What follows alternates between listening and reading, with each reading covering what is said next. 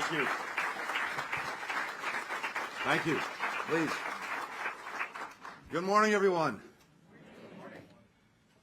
To my friend, long-standing friend, Nelson Cunningham, thank you for those wonderful words. But thank you even more for your leadership, for BCIU's leadership. It is making a profound difference, and we are grateful for it.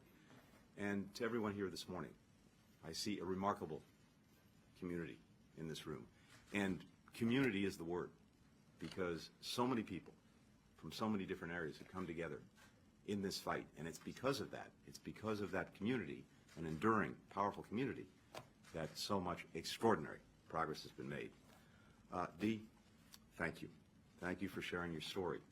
In and of itself, that takes remarkable courage. And in sharing it, you are inspiring so many other people. You are showing a way forward, and that's going to make a difference in countless lives. It already has. That you're here with us, and that you have a healthy baby daughter. That is, it tells us, it reminds us that an AIDS-free generation really is within our grasp, and how much that our world has to gain by actually achieving it. Your story is continuing. A new story is starting. Couldn't be better than that.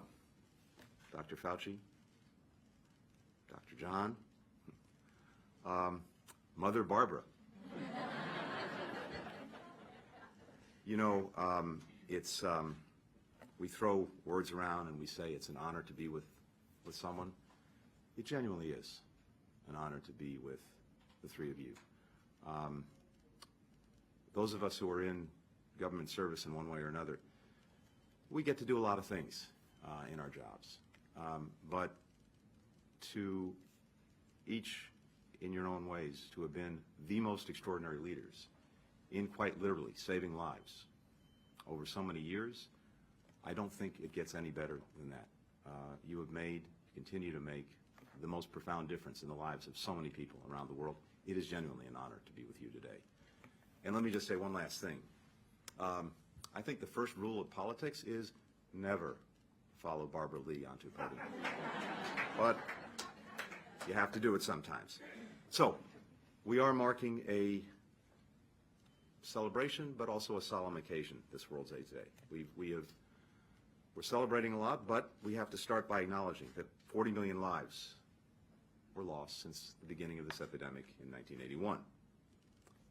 Those of you in this room who have been working on this for decades now, doctors, researchers, lawmakers, implementers of the President's Emergency Plan for AIDS Relief, you've lost patients, you've lost colleagues, you've lost friends, you've lost loved ones. You know, you understand better than anyone the human toll that lies behind the numbers that we talk about and throw around all the time. The world was a different place before PEPFAR's launch in 2003. At that time, a large gap had emerged between wealthy and poor nations over access to antiretrovirals. In some parts of the world, when HIV-positive patients were first given their diagnosis, they were also told to prepare for the end. Coffin makers in many of these places were making record profits. When President George W. Bush launched PEPFAR, it changed the course of public health history, and I would say history in general. Much of the program's success has been made possible by the leadership of, as I said, so many of you in this room, and of course, many more outside it. Dr. Fauci, as is well known, had already been working on HIV/AIDS for decades when, in the spring of 2002, President Bush asked him to travel to Africa to see if a program like PEPFAR could actually work on the ground. It was on this trip that Dr. Fauci first met a CDC lab director in Cote d'Ivoire, who happens to be with us today, Dr. Kegasong, who helped show him that such a program was in fact feasible. So we are incredibly fortunate that Dr. John has continued his illustrious career in public health, including most recently as the first director of the Africa CDC, We're luckier still that he is now leading PEPFAR's future as our U.S. Global AIDS Coordinator. John, thank you.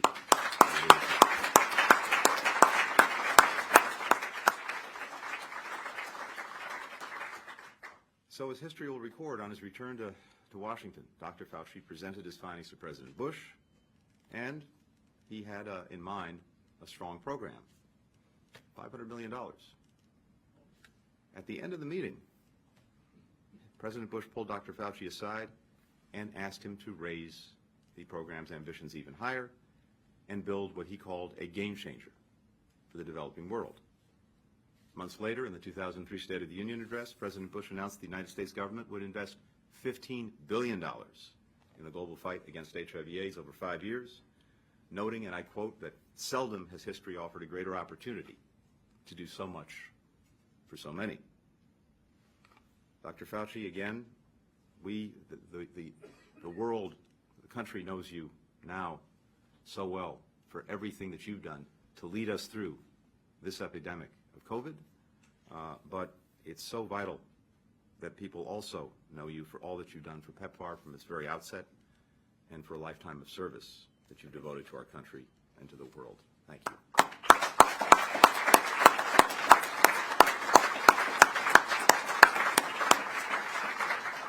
Now, there's another very important piece of history that needs to be recorded. You heard reference to it earlier. President Bush was able to launch such an ambitious program in no small part thanks to the tireless efforts of Congresswoman Lee and the Congressional Black Caucus.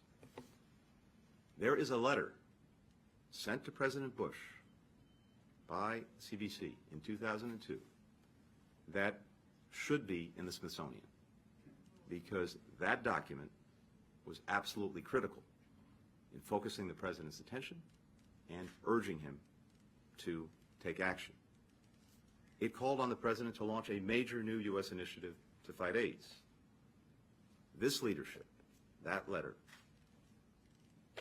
Mother Barbara, that leadership was integral to PEPFAR's start, as well as its subsequent congressional reauthorizations in 2008, in 2013, in 2018. And Barbara continues to be, and I use the word advisedly, one of the fiercest advocates to this day. PEPFAR has benefited from bipartisan support, as we've heard, across 4 presidencies, across 10 Congresses. It's resulted in an investment of more than $100 billion to the global HIV/AIDS response. This is the largest commitment by one country ever to address a single disease. PEPFAR successes bolstered through our multilateral contributions to the Global Fund. The U.S. just hosted a very successful 7th replenishment of the fund in September. Again, it's easy to throw words around, but I think in this case they really apply. It's been nothing short of extraordinary. You've heard the numbers. More than 25 million lives saved, 70,000 community clinics, 3,000 laboratories built, 340,000 healthcare workers hired, entire public health systems formed with over a dozen countries which have either reached their HIV treatment goals or managed control of the virus altogether. And again, I just want to come back to what's so important, I think, as a takeaway, and it really goes to what we heard from Dee. These numbers, to so many of us, are, yes, big numbers, but they're abstractions. These are real lives. These are real stories.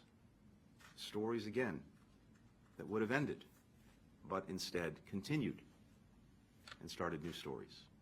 And not just stories, contributions to our world, contributions to our communities. That's what this is all really fundamentally about. That's what's so powerful about it. There's something else that's powerful too. The systems put in place by PEPFAR have become an integral part of the health security architecture of countries around the world.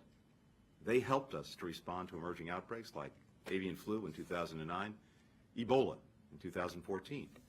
And the lessons that it's taught public health experts, epidemiologists, community health workers, and others have played a central role in shaping our response to COVID-19, from efforts to track the virus's spread to the quest to swiftly fund and manufacture safe, effective vaccines and treatments, to the logistics behind getting hundreds of millions of shots into arms. Now, we are continuing to build on PEPFAR's many successes to create a stronger global health security architecture to prevent, to detect, to respond to future health emergencies.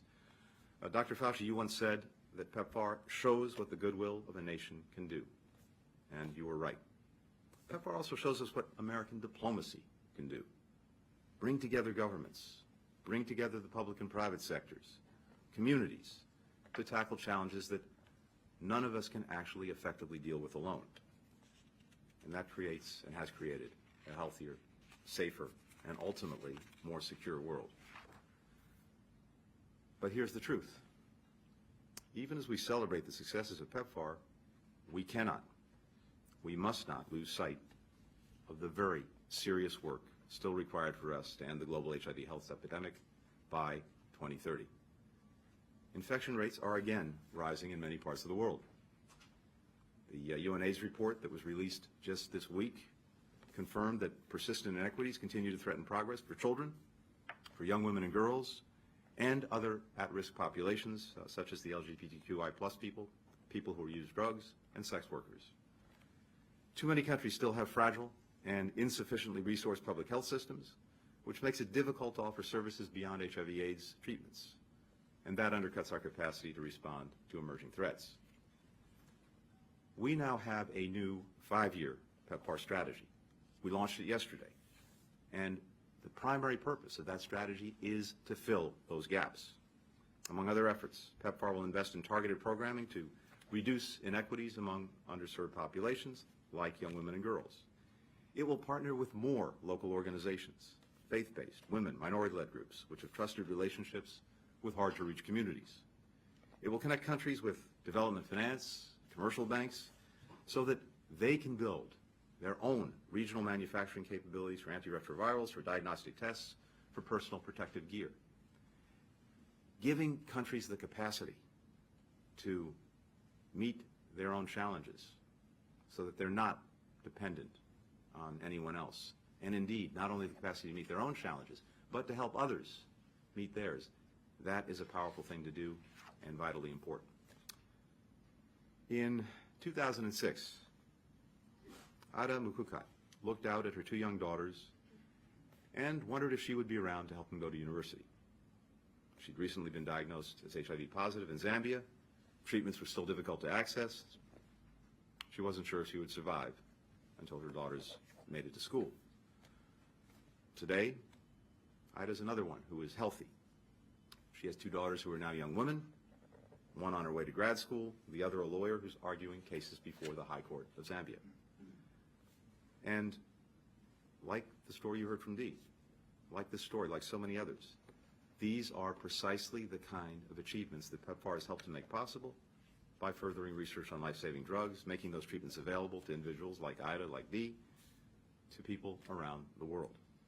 Over the next 5 years, this latest PEPFAR strategy will keep making advancements like that possible so that millions more people can live healthy lives and live lives to their full potential. So, it was important for me to come by today, to see all of you, to be with all of you, to simply say this: thank you for such extraordinary work over so many years, but there's work to do. The job is not finished. We've got to see it to the finish line. We're determined to be your partners in doing that. Thank you very much.